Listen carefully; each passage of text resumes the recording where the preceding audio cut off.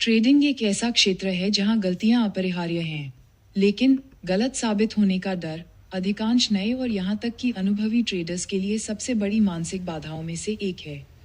ये डर केवल आर्थिक नुकसान तक सीमित नहीं रहता, बल्कि यह आत्मसंदेह, हठधर्मिता और खराब निर्णय लेने की प्रवृत्ति को जन्म देता है।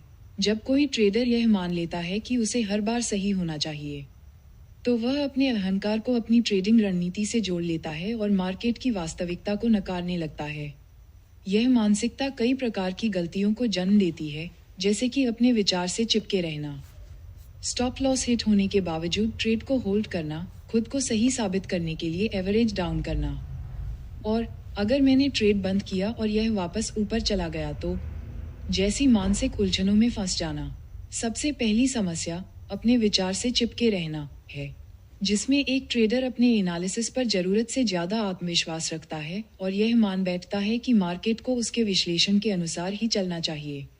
उदाहरण के लिए, अगर कोई ट्रेडर किसी स्टॉक को 200 रुपए पर खरीदता है और सोचता है कि ये 250 रुपए तक जाएगा, लेकिन कीमत 180 रुपए तक गिर जाती है, तो बजाय इसे एक संकेत मानने के कि उसका विश्लेषण गलत था, वह अहंकार और उम्मीद में ट्रेड होल्ड करता रहता है। नतीजा ये होता है कि स्टॉक 150 रुपए तक गिर जाता है और नुकसान बढ़ता चला जाता है। इसी तरह दूसरी समस्या स्टॉप लॉस हिट होने के बावजूद ट्रेड को होल्ड करना है। स्टॉप लॉस लगाना इसीलिए जरूरी होता है ताकि एक निश्चित सीमा से ज्यादा नुकसान न हो। लेकिन जब ट्रेडर इसे गलत साबित होने का प्रतीक मानता है, तो वह अपने फैसले को सही साबित करने के लिए स्टॉप लॉस हटा देता है, जिससे नुकसान और बढ़ जाता है। मान लीजिए कि आपने 10,000 रुपए का नुकसान सहने की योजना बनाई थी, लेकिन अब वह 50,000 रुपए तक पहुंच गया क्योंकि आपने स्टॉप लॉस नहीं लगाया। तीसरी समस्या है खुद को सही साबित करने के लिए एवरेज डाउन करना, जिसमें ट्रेडर यह सोचकर गिरते हुए स्टॉक को और खरीदता रहता है कि जब यह ऊपर जाएगा तो वह ज्यादा मुनाफा कमा सकेगा, लेकिन अक्सर यह रणनीति उल्टी पड़ती है। उदाहरण के लिए, अगर किसी ने 500 रुपए पर एक स्टॉक खरीदा और वह 450 रुपए पर गिर गया, तो वह इसे सही साबित करने के लिए और खरीदता है, लेकिन जब स्टॉक 400 रुपए तक गिर जाता है, तो उसकी पूरी पूंजी उसमें फंस जाती है। चौथी समस्या, अगर मैंने ट्रेड बंद किया और यह वापस ऊपर चला गया तो वाली मानसिकता है। ये ट्रेडर की सबसे आम गलतियों में से एक है, जिसमें वह ये सोचकर एक नुकसानदेह ट्रेड को पकड़कर बैठा रहता है कि अगर उसने इसे बंद कर दिया और बाद में यह ऊपर चला गया तो वह बेवकूफ लगेगा। इसका परिणाम ये होता है कि वह लगातार नुकसान सहता है और अपनी रणनीति में बदलाव करने के बजाय वही गलती बार बार दोहराता है। इन सभी समस्याओं का समाधान तभी संभव है जब ट्रेडर स्वीकार करे कि ट्रेडिंग संभाव्यता का खेल है और इसमें हर बार सही होना जरूरी नहीं है। सफल ट्रेडर्स 100% सही नहीं होते, बल्कि वे गलतियों को जल्दी स्वीकार कर आगे बढ़ते हैं। इसलिए पहला समाधान यह है कि ट्रेडर को मानसिक रूप से इस तथ्य को स्वीकार करना चाहिए कि गलत होना कोई असफलता नहीं है, बल्कि यह सीखने और सुधार करने का अवसर है। दूसरा समाधान यह है कि ट्रेडिंग से इमोशनल डिस्कनेक्शन किया जाए, यानी किसी भी ट्रेड को अपनी पहचान या आत्मसम्मान से न जोड़ा जाए। यदि कोई ट्रेड गलत हो जाता है, तो इसका मतलब यह नहीं कि ट्रेडर खराब है, बल्कि इसका अर्थ सिर्फ इतना है कि वह विश्लेषण गलत था। तीसरा समाधान स्टॉप लॉस को अनुशासन पूर्वक लागू करना है। स्टॉप लॉस कोई दुश्मन नहीं बल्कि एक रक्षक होता है, जो बड़े नुकसान को रोकने में मदद करता है। अगर कोई ट्रेड गलत जा रहा है, तो इसे हिट होने दें और नए ट्रेड की ओर बढ़ें। चौथा समाधान गलत साबित होने के डर को खत्म करने के लिए डेटा ड्रिवन अप्रोच अपनाना है। हर ट्रेड के बाद एक ट्रेडिंग जर्नल में ये लिखें कि आपने क्या सही किया और क्या गलत किया। यदि आपने स्टॉप लॉस लिया, तो ये समझने की कोशिश करें कि क्या ये सही था या इसमें कोई गलती थी। इससे आपको अपनी रणनीति में सुधार करने और बार बार वही गलती न दोहराने में मदद मिलेगी। अब अगर हम इसे तकनीकी विश्लेषण से जोड़कर देखें, तो सबसे पहले स्टॉप लॉस को चार्ट पर सही जगह लगाना बेहद जरूरी है। ये सुनिश्चित करना कि स्टॉप लॉस सही सपोर्ट या रेजिस्टेंस के पास हो, ट्रेडिंग में गलती की संभावना को कम कर सकता है। दूसरा, तकनीकी संकेतकों जैसे RSI और MACD की पुष्टि लेना महत्वपूर्ण होता है।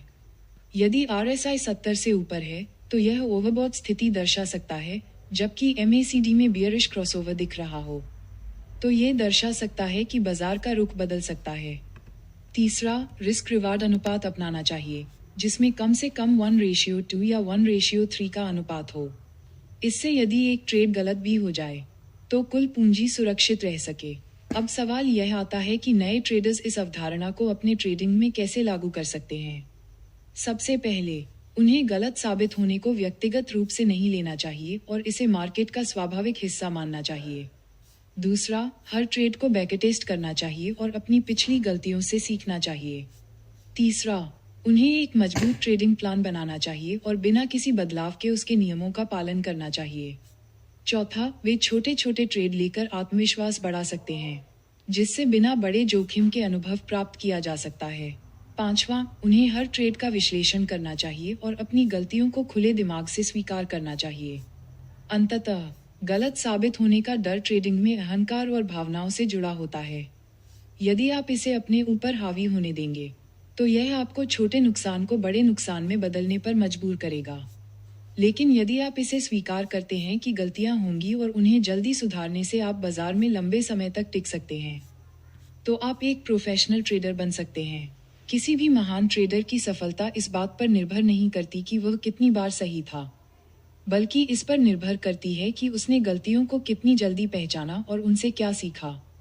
इसलिए गलती मानना कमजोरी नहीं, बल्कि असली ताकत है। सही समय पर गलतियों को सुधारना ही असली ट्रेडिंग स्किल है। बाजार की अस्थिरता, वॉलेटिलिटी, वित्तीय बाजारों का एक स्वाभाविक गुण है और यह नए और अनुभवी दोनों प्रकार के ट्रेडर्स में भय उत्पन्न करती है। बड़े उतार चढ़ाव का डर तब पैदा होता है जब ट्रेडर्स तेजी से बदलती कीमतों को संभालने में असमर्थ महसूस करते हैं, जिससे वे अव्यवस्थित निर्णय लेने लगते हैं, जो अक्सर अच्छे अवसरों को चूकने और अनावश्यक नुकसान उठाने का कारण बनता है। ये डर कई रूपों में प्रकट होता है। जब बाजार अचानक गिरता है, तो ट्रेडर्स घबराहट में अपनी स्थिति, पोजीशन से बाहर निकल जाते हैं। जब कीमतें तेजी से ऊपर जाती हैं, तो वे ये सोचकर असमंजस में पड़ जाते हैं कि एंट्री कब लें या बाहर कब निकलें। जब बाजार में तेज उतार चढ़ाव होता है, तो उनके स्टॉप लॉस लगातार हिट होते हैं, जिससे उन्हें ऐसा लगता है कि बाजार उनके खिलाफ काम कर रहा है। इस स्थिति में ट्रेडर्स आत्मविश्वास खोने लगते हैं और गलत फैसले लेने लगते हैं। बड़ी कीमत चालों को संभालने में असमर्थता का परिणाम ये होता है कि ट्रेडर्स या तो पूरी तरह से ट्रेडिंग से बचने लगते हैं, ये सोचकर कि वे किसी बड़े नुकसान से बच रहे हैं, या वे इतनी जल्दी ट्रेड से बाहर निकल जाते हैं कि वे संभावित बड़े मुनाफे को गंवा देते हैं। इसका मूल कारण ये है कि अधिकांश ट्रेडर्स बाजार की अस्थिरता को खतरा मानते हैं, जबकि अनुभवी ट्रेडर्स इसे अवसर के रूप में देखते हैं। नए ट्रेडर्स अक्सर यह समझने में असफल रहते हैं कि बड़े उतार चढ़ाव सामान्य हैं और जरूरी नहीं कि वे बाजार के ट्रेंड में बदलाव का संकेत दें। इसलिए वे अपनी रणनीतियों को बार बार बदलते हैं, जल्दबाजी में गलत निर्णय लेते हैं और अंततः हताशा महसूस करने लगते हैं। इस डर से उबरने के लिए सबसे पहले ये समझना आवश्यक है कि बाजार में उतार चढ़ाव कोई असामान्य चीज नहीं है, बल्कि यह एक ऐसा तत्व है जो बड़े लाभ कमाने के अवसर प्रदान करता है। जो ट्रेडर्स इस उतार चढ़ाव को स्वीकार कर लेते हैं और इसे अपने पक्ष में उपयोग करना सीखते हैं, वे अधिक सफल होते हैं। इस डर से निपटने के लिए कुछ व्यवहारिक रणनीतियां अपनाई जा सकती हैं। सबसे पहले, स्टॉप लॉस के स्थान को उचित रूप से समायोजित करना महत्वपूर्ण है। कई ट्रेडर्स बहुत ही टाइट, छोटे स्टॉप लॉस सेट कर देते हैं, जिससे हल्की फुल्की कीमत चाल भी उन्हें ट्रेड से बाहर कर देती है। इसका समाधान यह है कि ATR, एवरेज ट्रू रेंज, जैसे तकनीकी संकेतकों का उपयोग करके स्टॉप लॉस को इस तरह निर्धारित किया जाए कि यह बाजार की अस्थिरता के अनुरूप हो। जब ATR अधिक होता है, तो इसका अर्थ है कि बाजार में उतार चढ़ाव अधिक है और इस स्थिति में बड़े स्टॉप लॉस रखना अधिक उपयुक्त होता है। दूसरा समाधान यह है कि यदि बाजार बहुत अधिक अस्थिर है, तो ट्रेडर्स को अपने पोजीशन साइज को कम कर देना चाहिए। यदि कोई ट्रेडर छोटे साइज में ट्रेड करता है, तो वह बड़े उतार चढ़ाव को आसानी से झेल सकता है और घबराहट में गलत फैसले लेने से बच सकता है। तीसरा महत्वपूर्ण समाधान यह है कि ट्रेडर्स को हर कीमत चाल में ट्रेड करने की आवश्यकता नहीं होती। कई नए ट्रेडर्स बाजार में चल रही हर बड़ी मूव को पकड़ने की कोशिश करते हैं, लेकिन इससे केवल गलत निर्णय लेने की संभावना बढ़ती है। इसका सही तरीका यह है कि केवल उच्च संभाव्यता वाले सेटअप, हाई प्रोबेबिलिटी सेटअप्स पर ध्यान दिया जाए। इसके लिए RSI relative strength index, MACD moving average convergence divergence और वॉल्यूम विश्लेषण का उपयोग करके ये पुष्टि करनी चाहिए कि कीमत किस दिशा में जाने की संभावना अधिक है। जब बाजार अस्थिर होता है तो झूठे ब्रेकआउट फॉल्स ब्रेकआउट्स अधिक देखने को मिलते हैं, जिससे बुल ट्रैप और बियर ट्रैप बनने की संभावना बढ़ जाती है। इसलिए यह जरूरी है कि किसी भी बड़ी चाल में वॉल्यूम की पुष्टि की जाए। यदि कोई बड़ी कीमत चाल कम वॉल्यूम के साथ हो रही है तो यह एक झूठी चाल हो सकती है, जबकि यदि यह उच्च वॉल्यूम के साथ हो रही है तो यह अधिक विश्वसनीय होती है। इसके अलावा अस्थिर बाजार में प्रमुख सपोर्ट और रेजिस्टेंस स्तरों की पहचान करना आवश्यक है। ये स्तर बाजार में महत्वपूर्ण मनोवैज्ञानिक बाधाएं होती हैं, जहां कीमतें स्थिर हो सकती हैं या दिशा बदल सकती हैं। यदि किसी ट्रेडर को इन स्तरों का सही ज्ञान है तो वह बेहतर एंट्री और एग्जिट निर्णय ले सकता है और झूठे ब्रेकआउट से बच सकता है। तकनीकी रणनीतियों के अलावा नए ट्रेडर्स को मानसिक रूप से भी मजबूत होना चाहिए।